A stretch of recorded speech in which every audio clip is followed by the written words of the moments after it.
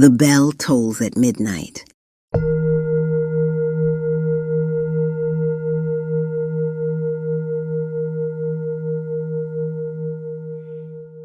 Greetings. I'd like to welcome all of my midnight marauders. Come on in, get comfy, and lend me your imagination. Sometimes warning comes before destruction, but it's up to you to take heed before God has to show you who's boss. I call this midnight tale Seraphine.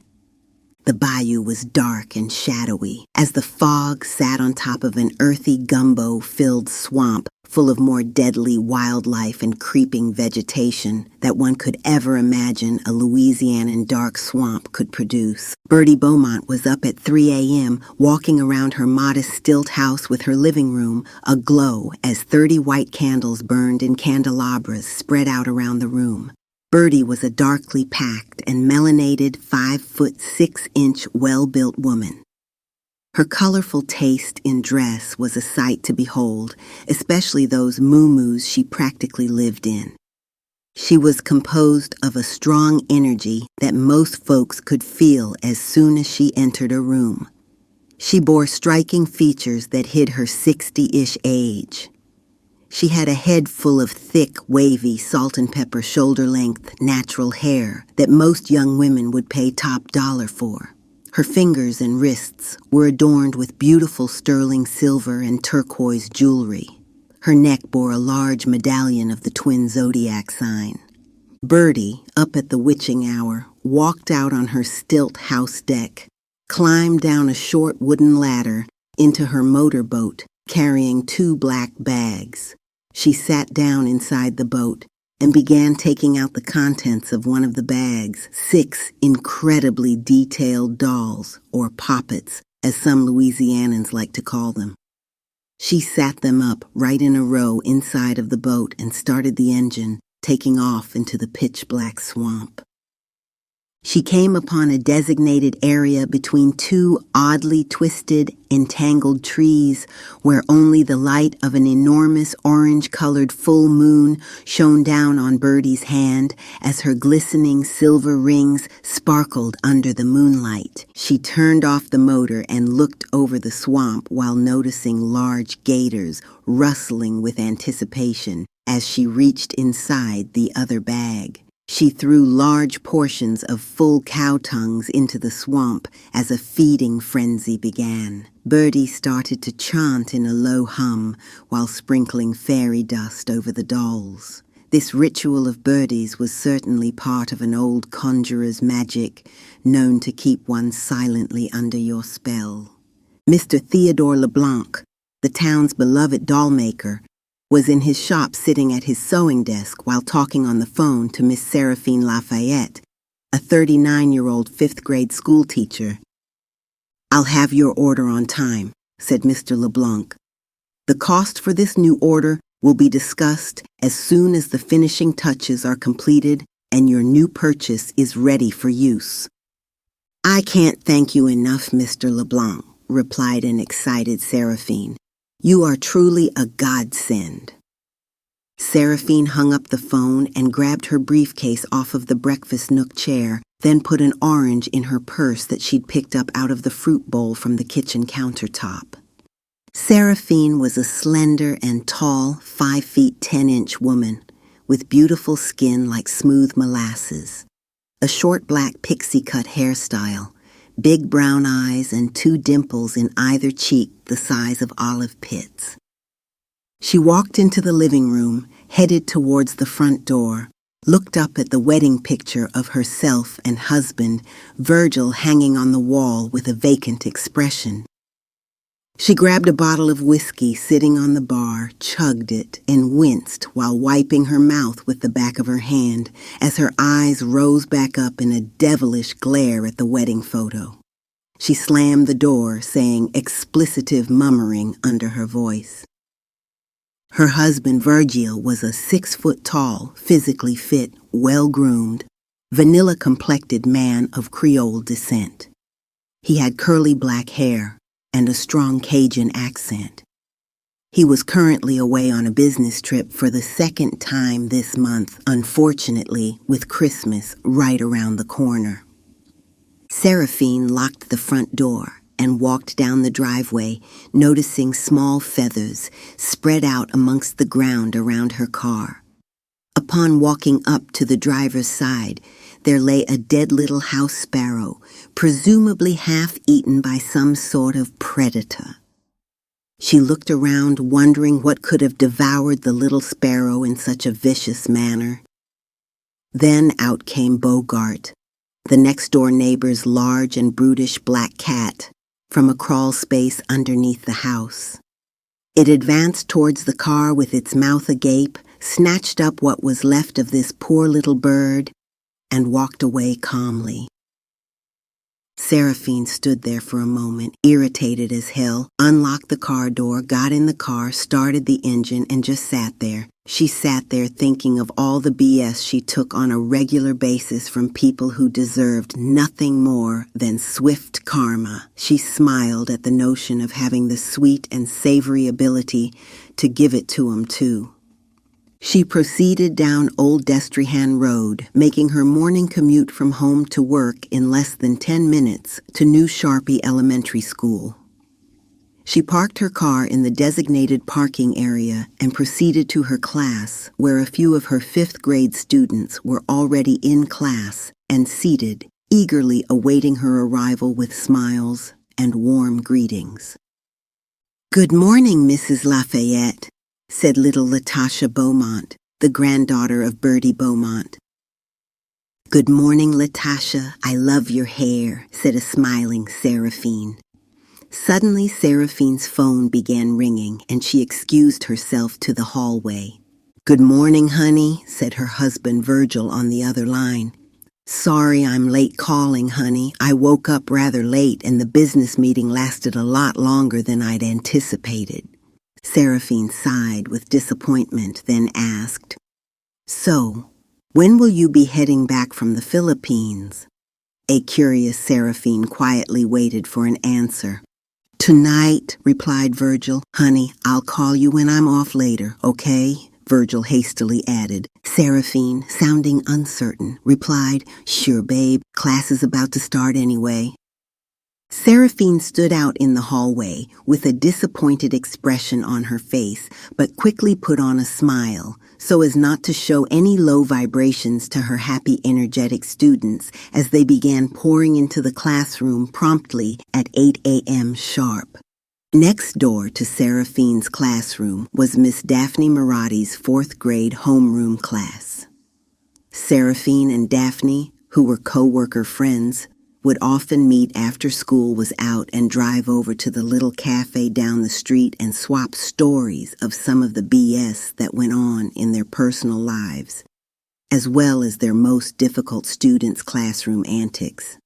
However, lately, Seraphine felt as if Daphne was discussing more personal business about things she'd told her in confidence with the other female teachers than just the behaviors of her more difficult students, as she was beginning to notice them side-eyeing her in the hallway.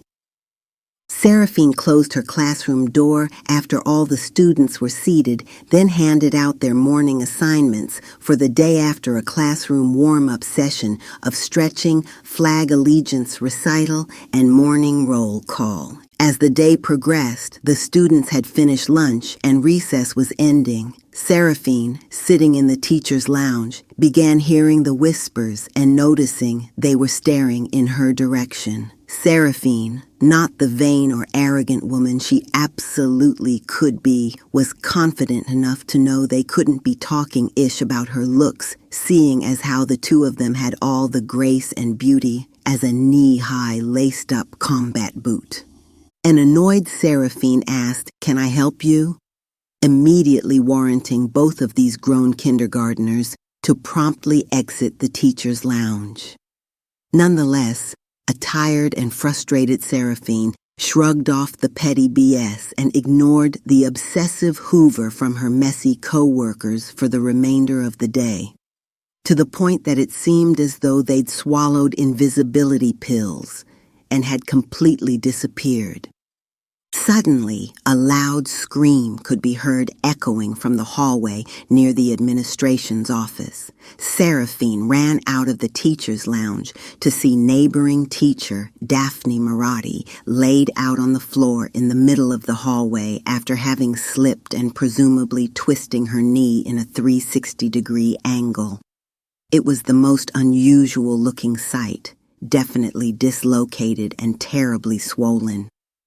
Daphne, shaken, hysterical, and writhing in pain, looked shocked and confused, struggling to talk, saying, "How is it possible to slip in a pair of firm-grip tennis shoes while standing still?" Seraphine looked on calmly while finishing a half-eaten bologna sandwich she'd brought for lunch as the paramedics loaded a crying Daphne onto a gurney, then inside the EMT vehicle and off to Mercy Hospital emergency room.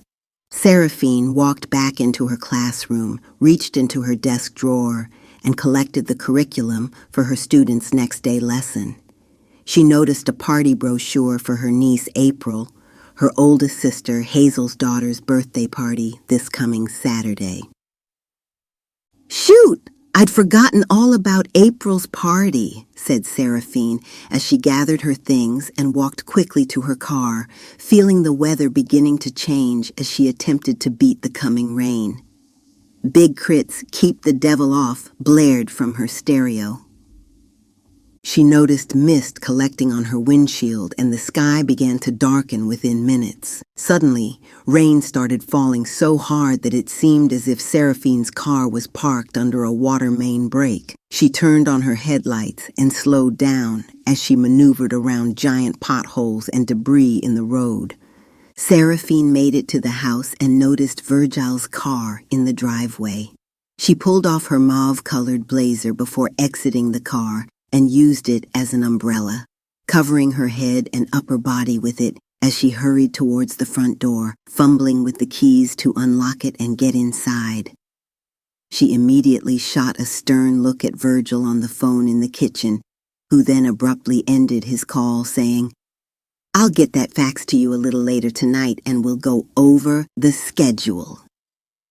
A heavenly aroma filled the air as a smiling Virgil, wearing an apron, stood next to the stove, stirring a pot of gumbo. He laid the spoon down on the counter and walked over to her with outstretched arms, throwing them around his surprised wife while planting a kiss on her forehead and saying, "Oh, I've missed you so much, babe." The fireplace was ablaze and Virgil had pulled out all the stops, lighting a Tuscan lemon sugar cookie candle that smelled so good. That was Seraphine's absolute favorite. She was in awe to see what lengths Virgil had gone to make her favorite meal. "Wow, babe," said an amazed Seraphine, "you've really outdone yourself." Virgil looked at Seraphine and said, "Anything for my baby? Why don't you go and change while I set the table? I picked up a bottle of Sauvignon Blanc and wanted to light some candles in the gazebo out back, but the rain, you know," Seraphine laughingly responded. "Yeah, I know. It started raining so hard, I thought I'd have to pull over until it calmed down a bit. On my way to take a shower before supper, okay?" Seraphine felt a familiar snake bite brewing, yet this one felt more venomous and deadly. She braced for the effects of the poison to take place. What's this mother sucker up to now? Virgil smiled as he watched a smiling, precocious Seraphine ascend the staircase to go freshen up for dinner. A drained and mentally exhausted Seraphine climbed the stairs, jumped into a steaming hot shower, and changed into something much more comfortable. She stared in the mirror, wishing things between her and Virgil were less complicated and wondering why the world had to be full of all the miscreants and monsters.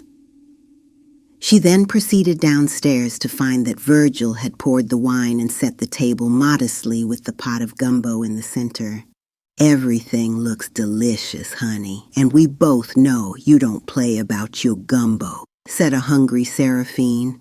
Virgil began serving Seraphine, filling her bowl to capacity, exactly how she likes it, while also preparing his serving as well. He sat down calmly and said, "Dig in, babe." Seraphine, delighted in Virgil's delicious gumbo, in which she always felt it was the best this side of Louisiana. She slyly scooped up a heaping portion in her spoon and smelt it before putting it in her mouth, but not for reasons one might assume.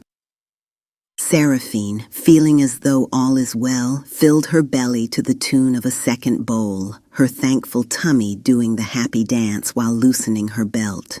Completely satiated and now sitting back in her seat partially unguarded, she noticed that Virgil barely touched his food. Sensing something weighing heavy on Virgil's mind, a skeptical Seraphine asked, "Is there something on your mind, Virgil?" Virgil looked away, then back at Seraphine, who was now sensing that calm before the storm. She picked up the bottle of wine and began guzzling it down in its entirety, gently set the empty bottle down near her empty bowl, and folded her arms while sitting quietly in an inquisitive posture while glaring at Virgil, who hesitantly commenced to say, "My job is offshoring our business next month and needs me to make a decision about my future with the company. This would mean us moving to the Philippines." Seraphine sat quietly, thinking, wow, I knew some BS was looming, but this ish is low-key insane. Wanting to curse him out, but noticed a churning in her stomach, along with the unmistakable dagger in her heart. Seraphine stood quickly with her hand over her mouth, nauseated and dizzy as hell, scrambling towards the downstairs guest bathroom, sickened by the news, closing the door in the Slither Master's face and locking it behind her. Virgil knocked on the door, but to no avail, hearing Seraphine heave in agony. Virgil, having already anticipated the news of relocating would be devastating to Seraphine, but clearly had no idea of the magnitude of this announcement. Seraphine spent half the night going back and forth with Virgil about the decision he had made to relocate, but she ultimately came to grips that he'd already made up his mind, presumably days or even weeks prior, and no matter what she thought about his decision, wouldn't cause him to lose an ounce of sleep. However, Seraphine got little to no sleep as she thought of a way, a deliciously duplicitous way, to stave off Virgil's fresh start, so to speak. She got up and went downstairs to the bar, snatched up the bottle of bourbon, and spent the next hour soothing those large wounds in her chest where Virgil planted his knives. She slurred under her breath, "This mother sucker thinks he can play with fire and not get burned. Well, I'll tell you what, house bout to burn the hell down." All the while, Virgil was upstairs sleeping like a baby after his hour-long phone meeting with his company. What really stung about the situation was he'd be moving prior to Christmas, which really stuck in Seraphine's craw like porcupine quills in a lion's nose. This made her absolutely livid. The following day, Virgil was up and out the door to take care of some important business he'd told Seraphine as he was preparing for his company move. Seraphine wasn't at all comfortable about how Virgil sprung the news on her last night. She felt deceived, like bitter soup disguised in the form of her favorite meal served with a side of dagger for dessert. Seraphine felt betrayed, yet decided to make peace with Virgil's choice to relocate for the greater good of their financial survival, also giving the fact that he made predominantly more money than her and was the head breadwinner in the marriage. Saturday rolled around and Seraphine's older sister, Hazel, and husband, Fabien, were throwing their 9-year-old daughter, April, a fun-filled party at their beautiful, lush home in Lewisburg. The sun was out and the yard was decorated beautifully with every fun, bouncing apparatus a little 9-year-old could ever dream of.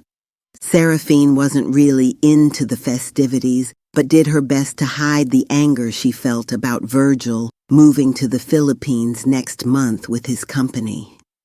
April, Seraphine's niece, approached her as she gave her a big hug, saying, "Happy birthday, pretty girl," while handing her a gift to which she quickly began to tear open with excitement.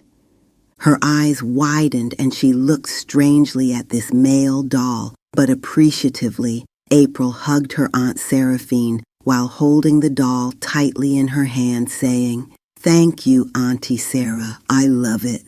April then took off running, slinging the doll around as she headed straight into the large inflated bouncer, while her and several friends began jumping and bouncing around wildly as the doll was flung up in the air, and all the kiddies took turns tossing it to one another, laughing and enjoying themselves. About an hour went by, and Seraphine received a call. On the other end of the phone was a police officer alerting Seraphine that her husband, Virgil, had been admitted to Mercy Hospital after being attacked by a crazed bat-wielding maniac at a small outdoor cafe as he and a coworker sat together at a small table having lunch. Seraphine, shocked and confused, listened in closely, getting all the details before finishing a piece of birthday cake. She then alerted her sister Hazel and her husband of the circumstance before heading to the hospital. Upon arriving, Seraphine was taken aback to see that Virgil was completely bandaged from feet to head, in a state of shock, and seemingly just that much from being dead. She observed a rather beautiful, teary-eyed Asian woman in the room and introduced herself to the young woman. Standing there, looking concerned about Virgil's condition, the young woman held out her hand, saying, "Hi, I'm Marikit." She began to explain what happened to Seraphine, saying, "We were just sitting there having lunch as usual when all of a sudden a man came out of nowhere swinging a bat. Out of all the people that were sitting out there, he maneuvered through the crowd to get to Virgil." Seraphine looked blankly at Marikit, offered her a hug, thanked her most politely, then dismissed her ever so gracefully. Seraphine watched intensely as the young co-worker who Virgil never mentioned anything about prior walked out of the room and down the corridor. Seraphine pulled up a chair next to Virgil's bedside, and all that she could see through his mummy-style dressing were bruised and swollen closed eyelids, resembling the bruising on her heart. Dr. Wallace soon entered the room, introducing himself and giving Seraphine an update on Virgil's diagnosis. Unbelievably, all of the bones in Virgil's arms, legs, and pelvis had been broken, along with a skull fracture and, worst of all, spine damage. He went on to say that it was a miracle that Virgil survived, and it's going to be years before he's able to even begin any type of physical therapy, if at all. Seraphine never batted an eye but thanked the doctor for the care and support that the medical team provided her husband. Dr. Wallace supportively patted her shoulder as nursing staff handed her Virgil's belongings. "You can call the nursing staff any time, day or night, if you have any questions about your husband," said Dr. Wallace to Seraphine. Seraphine leaned over, kissed Virgil on the forehead, proceeded to gather all of her belongings, and walked out of the hospital. So many thoughts went through her head as she clearly became aware she had to relocate and find other living accommodations to rent in her price range while Virgil recovered. Something she could afford solely on her own. She remembered one of her students, Latasha Beaumont, saying one of the stilt houses located in Bayou Black next to her grandmother Bertie Beaumont was vacant. The following week, Seraphine was on the way home from visiting Virgil at the hospital, who was unfortunately desperately struggling to cope with crippling depression about his recent circumstances and the lack of ability to care for himself. He'd been replaced for the job position in the Philippines.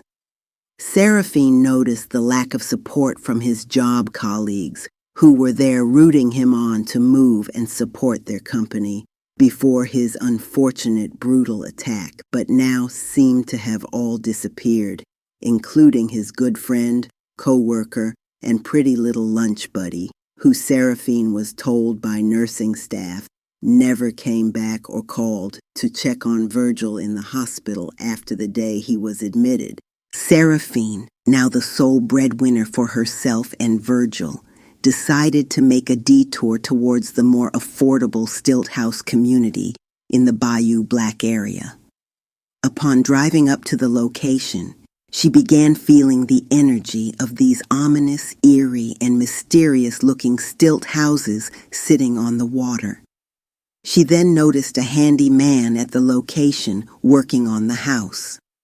Seraphine exited her car and walked over to the deck, inquiring about the house to the handyman outside painting the front of the house. He told her that the house is for rent. The handyman introduced himself as Joe and gave her the name and number of the owner, also making her aware that the house was being cleaned inside and a tour would be available soon. Seraphine thanked Joe for the info about the house and was relieved that 2 weeks would be just enough time to hire movers to clear out the house she and Virgil currently rented. Upon getting back in her car, Seraphine noticed an older woman who folks fondly knew as Birdie, passively watching her exit the property, get in her car, and take off headed back towards her home on Old Destrehan Road. Weeks went by and an exhausted Seraphine was preparing to move in the small stilt house in the Bayou Black.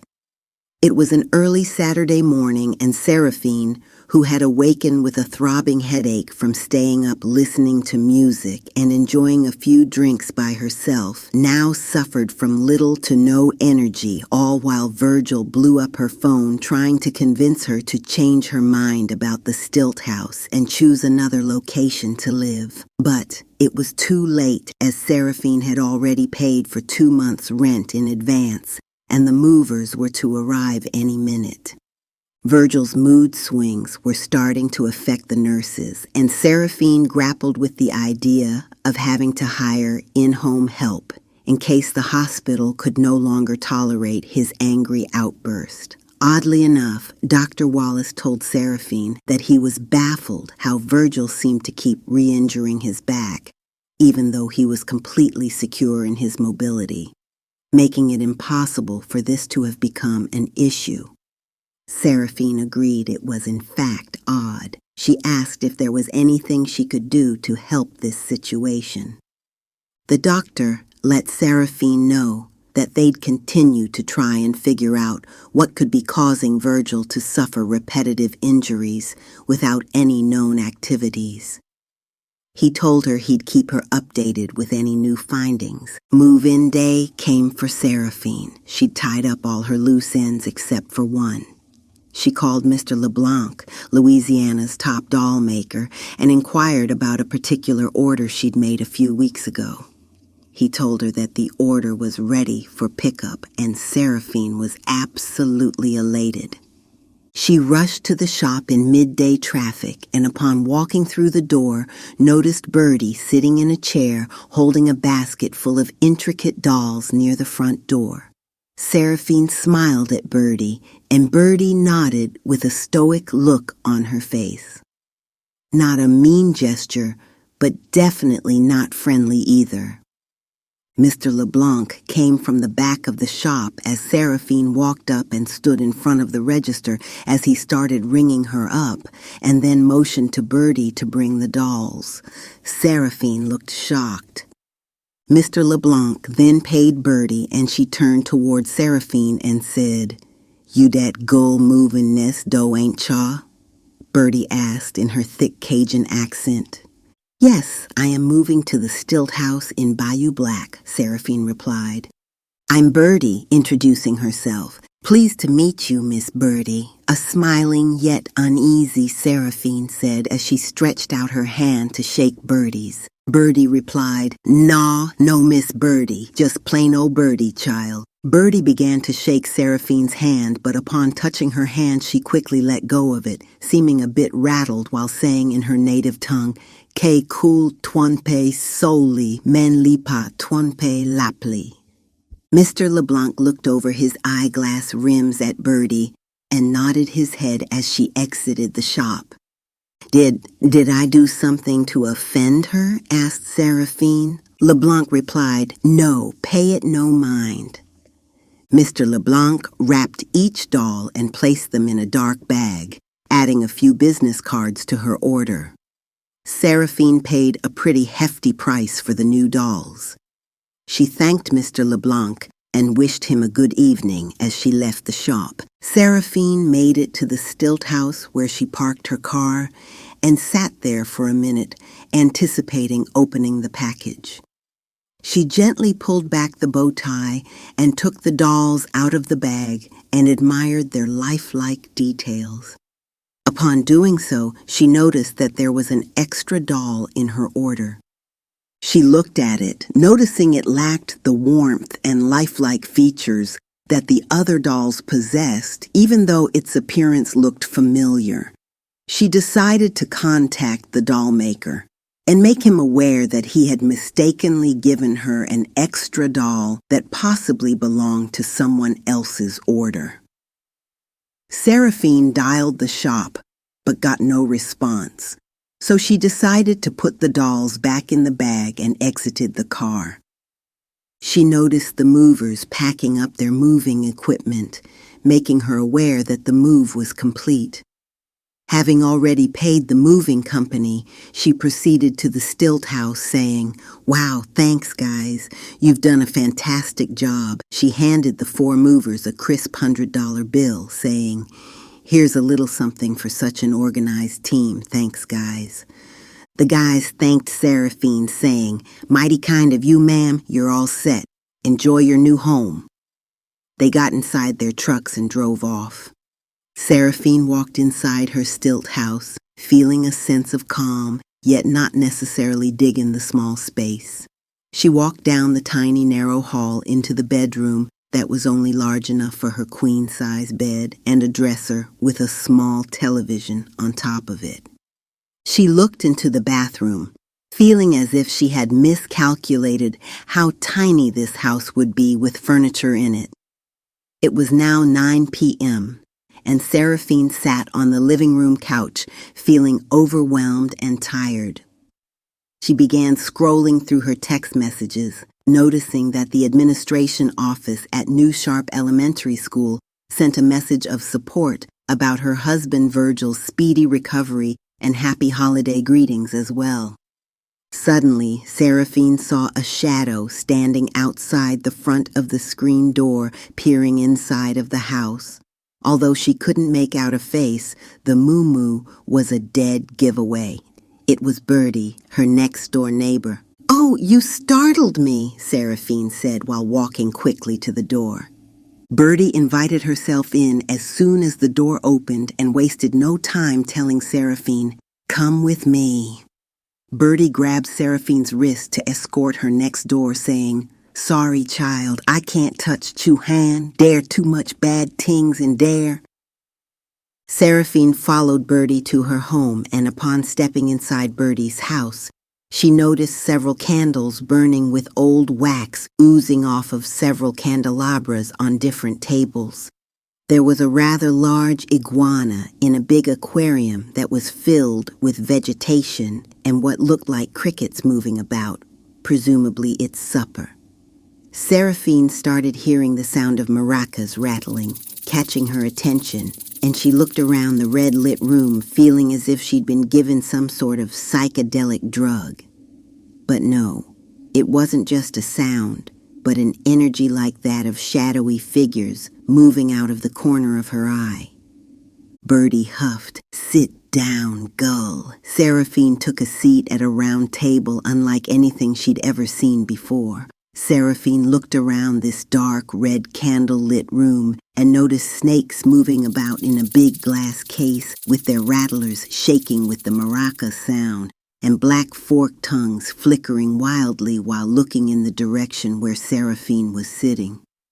Birdie grabbed her hand and said, "The other day I touched your hand, and the darkness was so powerful I ran from it, but spirit beckoned me to tell you sump.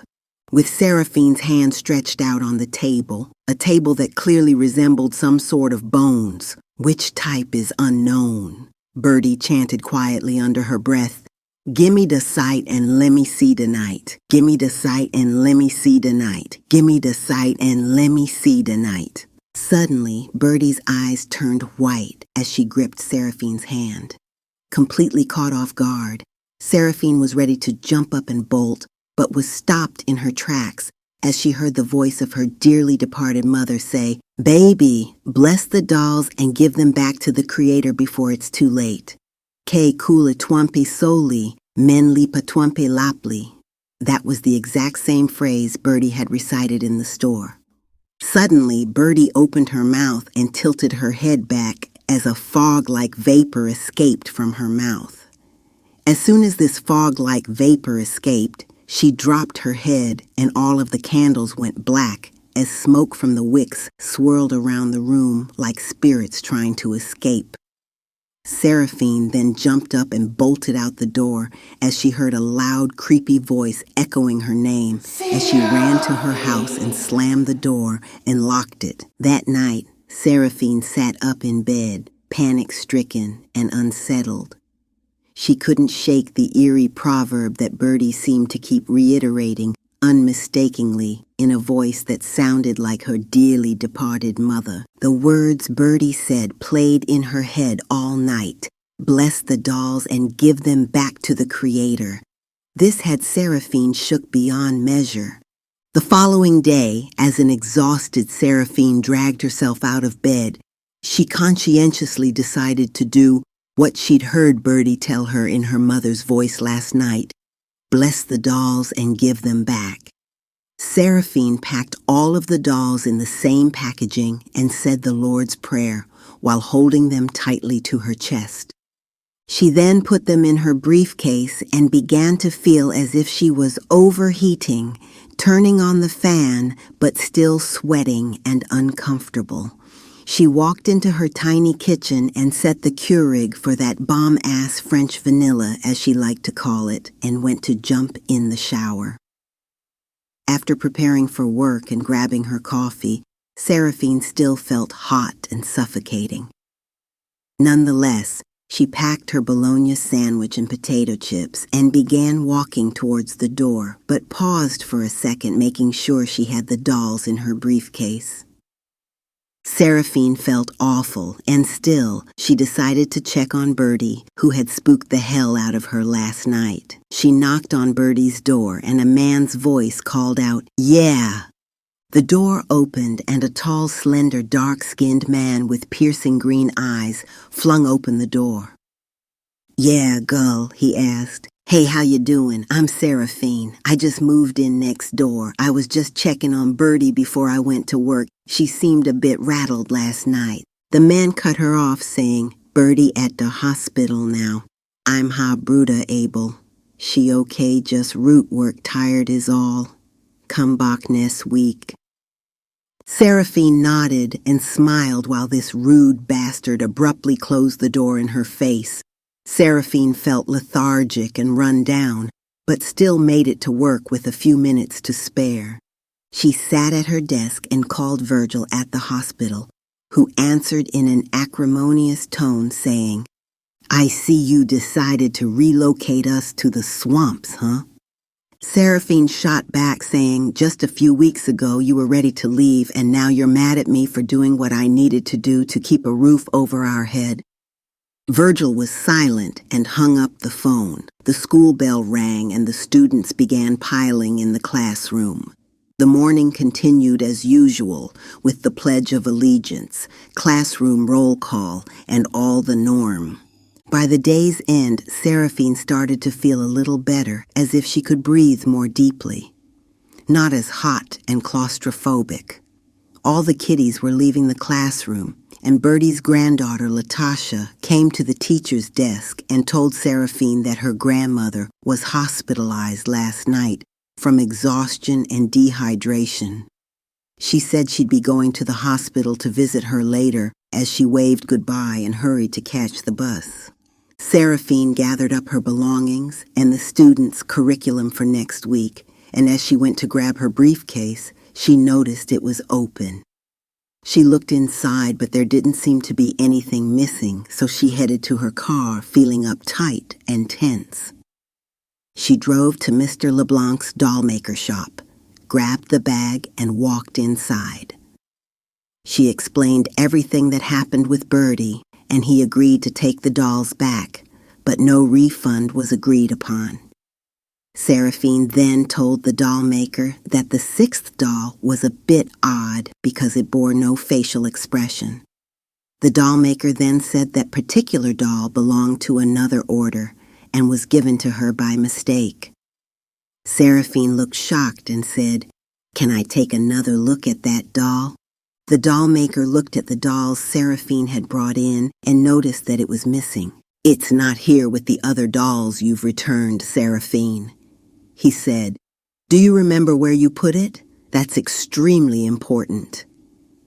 Seraphine looked alarmed, saying, "Damn it, I'm not sure where it could be. I was certain it was there with the rest of the dolls last night." A confused and unsettled Seraphine began walking towards the door as Mr. LeBlanc said in his native tongue, "Mais si parce que ou fait ce qui doit, Seraphine, bonde qui en charge, c'est pas nous." Thank you for doing the right thing, Seraphine. God is in charge, not us. Seraphine left the shop feeling as if she needed to lie down, but decided to go visit her husband Virgil in the hospital.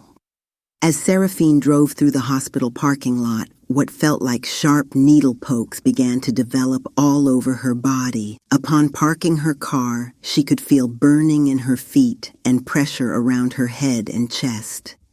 She stumbled out of the car and ran into the hospital, where she passed out right in front of the nurse's station. She awoke to a hospital bed, bandaged from feet to head, in a state of shock, but not nearly dead. The curtains on either side of her bed were pulled for her privacy, as there was someone to the left and right of her. Suddenly, Dr. Wallace walked in and said, "Seraphine, how are you feeling?" Seraphine was in a state of panic as the doctor pulled back the curtain on the left side of her, and there lay Virgil with a narcissistic smirk on his face, and on the left side a child's hand pulled back the curtain, and wouldn't you know, it was little Latasha Beaumont, Birdie's granddaughter. Seraphine's model student smiled upon seeing her teacher there in the hospital bed next to her grandmother. Latasha then said, "I gave Mr. a gift, a doll I found on the floor next to your desk in the classroom. Birdie said the doll maker got Virgil's doll mixed up with yours because he never came to pick it up. Now I see why." Latasha's mom, Pearl, came to retrieve her daughter after an hour-long visit with Grandma Birdie, who she hugged and also went to hug Seraphine, asking, "Teacher, will you be in class tomorrow?" Seraphine smiled and said, "We'll see, Latasha." With little Latasha no longer in the room, Virgil turned his head towards Seraphine and held up a doll closely resembling her and sat it upright next to him. "I thought this would be easier," hissed Virgil. Seraphine was completely caught off guard while Birdie looked on and said, "I saw this madness play out before and tried to stop you mama from going through this same type of karma, child. But like mama, like daughter. Seraphine, you done gone and followed her footsteps, and she played with them dolls until she died." Seraphine looked furiously at Virgil as Birdie, fed up, began speaking in her native tongue. "Que cool twumpi soli, men lipa twumpi lapli." Birdie recanted. "A house that leaks tricks the sun, but it does not trick the rain," meaning, you might be able to hide your mistakes from some people or for a short time, but the consequences will inevitably catch up with you.